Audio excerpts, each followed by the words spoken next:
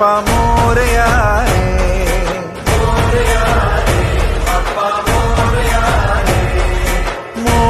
ગણપતિ બાપા મોરયા, મોરયા રે બાપા મોરયા રે, બાપા મોરયા રે, મોરયા રે બાપા મોરયા. અમે નાની સુલપડથી બોલીએ.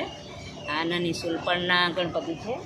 અમે દર વર્ષે ગામમાં ભેગા થઈને ફાળો કરીને આ ગણપતિને મૂર્તિ લાવીએ અને પછી એમને સ્થાપના કરીને પૂજા કરીએ 5 દિવસ.